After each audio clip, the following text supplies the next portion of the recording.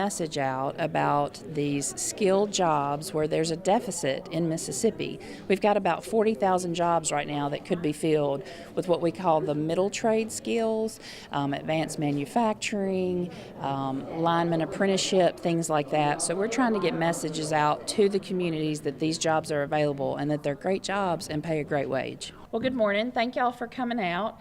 On behalf of the Skills Foundation, I want to thank these mayors behind me for taking time out of their schedule to be with us. Mississippi and the rest of the country has a deficit of skilled workers, and we have been created to focus intently on closing that gap. Nationally and in Mississippi, 7 out of 10 jobs available are jobs that require skills training.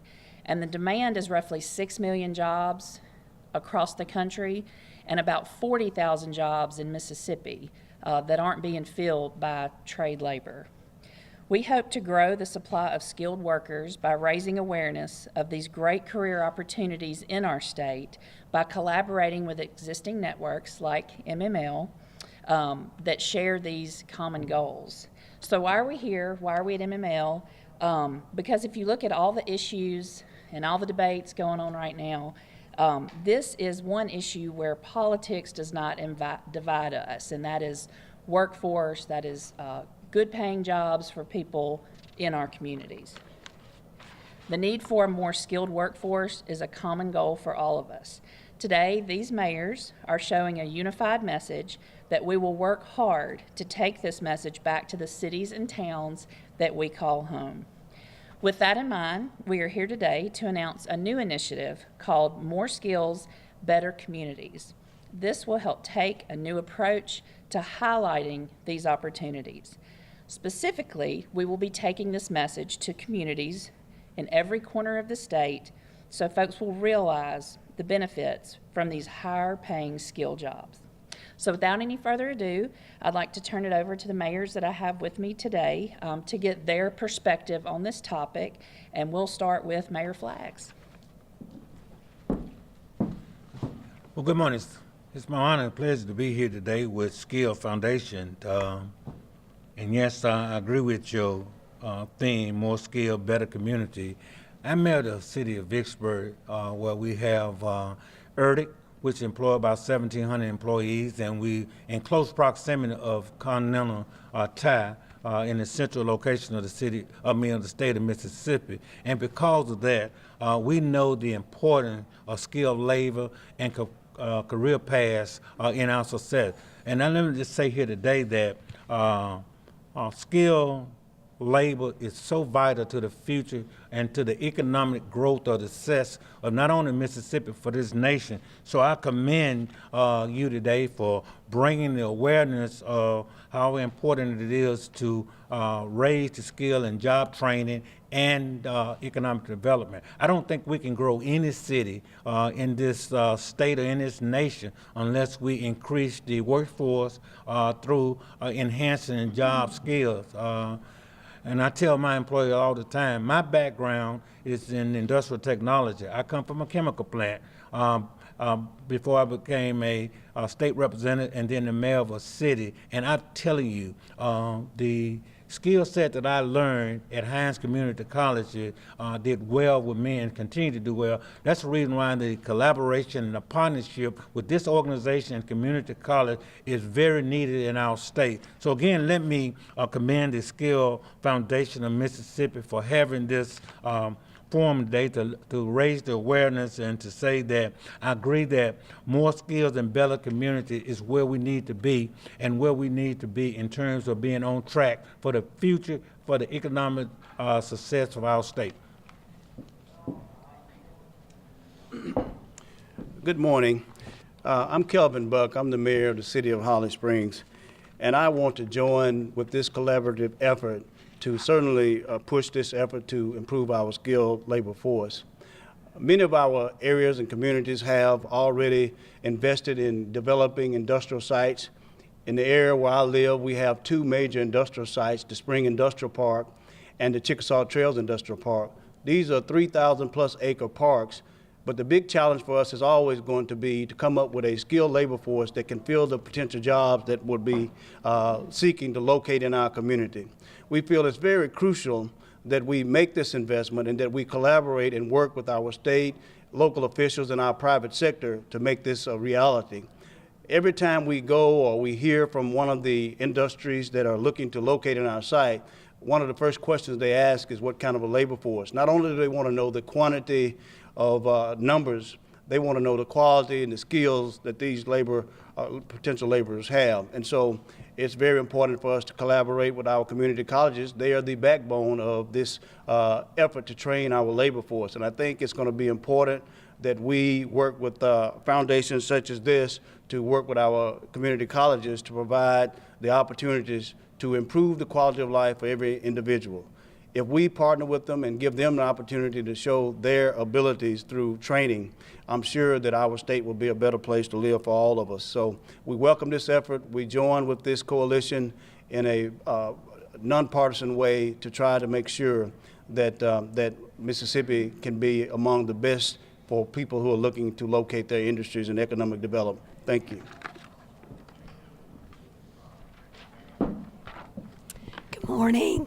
Forgive my voice. I'm Robin Tannehill, Mayor of the City of Oxford. And, you know, many folks think of Ole Miss and of tourism and of service industry jobs when they think about the Oxford economy. And the truth of the matter is that the backbone of the Oxford community is really rooted in the people in places like FNC CoreLogic, who are creating cutting-edge technology to facilitate home mortgages around the world, and people at Olin Winchester, skilled technicians who are creating some of the best guns in the world.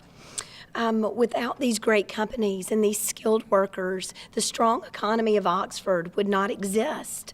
Alongside these industries, we have just down the road a relatively new coding academy. It's just down the road in Water Valley. And this is an opportunity for kids right out of high school to be trained to program computers. And in return, they are being scooped up by industry leaders just from across the region.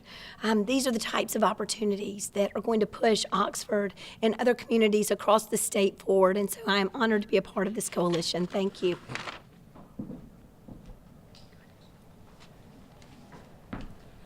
Good morning. My name is Ashley Edwards. I'm President and Chief Executive Officer of the Gulf Coast Business Council. And before I get into my comments, Mayor Dane Maxwell of the City of Pascagoula was not able to be here this morning, but he did send a statement, which I'll read now, on behalf of Mayor Maxwell. He says, Pascagoula is the most industrial city in Mississippi. Very frankly, we are not successful if Ingalls Shipyard, Chevron's refinery, and our other businesses are not successful. These companies rely on a high degree of technical skills across the board from their employees. Whether it's welders and pipe fitters at Ingalls or engineers and refinery operators at Chevron, the opportunities in Pascagoula are fantastic with the right training. I appreciate the Skills Foundation's focus on this important ingredient to making sure Pascagoula continues to be the most successful industrial city in Mississippi. And that was on behalf of Mayor Maxwell. Let me just say on behalf of the Gulf Coast Business Council and on behalf of the Skills Foundation, which I serve as a board member, I'm very pleased to be here today. In my career in economic development, one of the things that I've taken away foremost is the fact that our most valuable economic development capital in Mississippi is our human capital. And the Skills Foundation really is a foundation that was created in order to solve some of the problems that we have as it relates to supply and demand within our workforce. We know that there are high-skilled jobs that are in demand. We know we have a very good supply of workers here in Mississippi. And the idea here is to connect that supply of workers with those jobs and those skills that are in high demand. In the state of Mississippi, high-skilled jobs, and those are the jobs now that we're seeing in growing demand, actually pay almost double the average annual salary in the state of Mississippi today.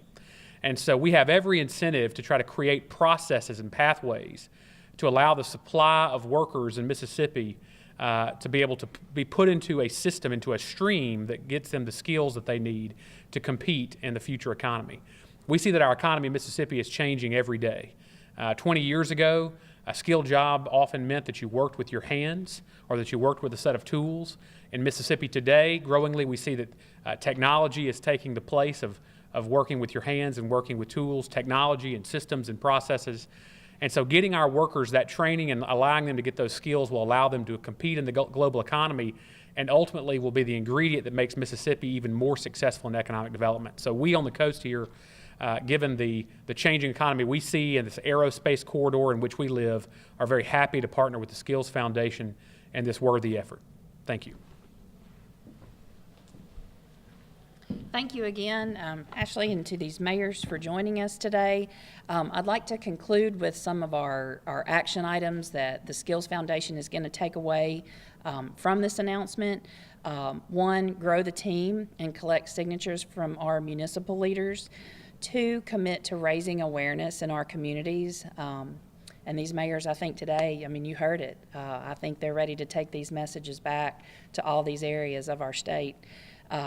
Look for opportunities to collaborate with our education and our training centers, encourage engagement in the state's workforce system, and to promote resources like Get on the Grid, which has been very, very successful. So again, I want to thank you for coming out, taking your time out of your schedule here at MML. I want to thank these mayors for their perspectives, and they will hang around for 1 second if y'all have questions for them. So thank you so much.